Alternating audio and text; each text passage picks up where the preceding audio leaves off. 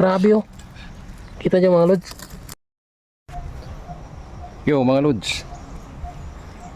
Itong alaga ko ba?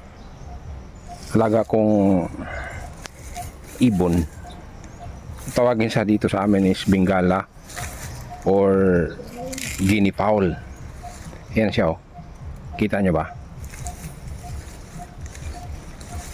Hindi pala katulad sa manok to na pag binigyan mo ng pugad, nyari halimbawa sa isang kulungan bigyan ng pugad, ayaw niya, gusto niya sarili niyang sarili niyang diskarte. Yan mga lods oh. Kung titignan mo yung location niya ngayon, ang layo. Andun yung bahay, hindi pa yan, doon pa sa unahan. Yun ang bahay. Pero tingnan mo, yun o, dami niyang itlog oh.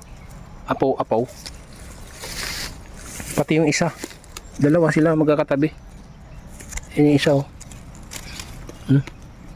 Medyo agresibo na siya mga lods. Tingnan mo yung sorry gusto ko lang ipakita sorry. Ayan oh. Gusto ko lang ipakita yung itlog kung gaano karami. Ayun pa nga oh, nalaglag pa yung ibang itlog oh. Yan mga itlog pa yun ito oh. Itlog pa to oh. Ano ba yung niya? Ayan oh. Ang dami oh.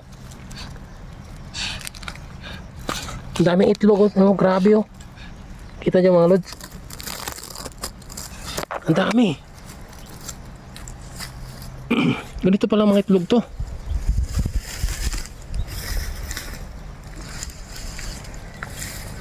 Ang nakikita kong disadvantage ito pa nga dito, ang dami pa oh. Kalaglagan. Sayang. Ang nakikita kong disadvantage ito mga lods, naulanan. Ayan oh. Sayang. Sayang to.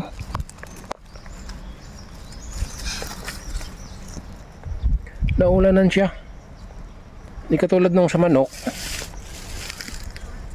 Safe yung sa manok. Ganito pa mga itlog to. Sariling sikap.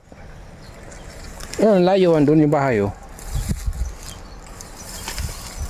Nagtaka lang kasi ako ng ilang araw na. Grabe. Yan oh, itlog niya oh. Kinuha ko na kasi na to tawag nito, bulok na to nabasa na ng ulan. Yan ang itlog niya oh. Ang dami nun, hindi lang isang dosi, hindi lang isang tray yun. Pala yung mga itlog niya mga yan, dami.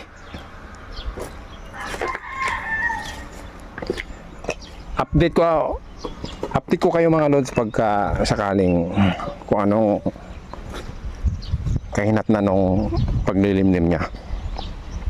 Doon natin malalaman kung may mapipisa ba. Yun lang. Salamat sa panonood. Hanggang sa muli. Paalam.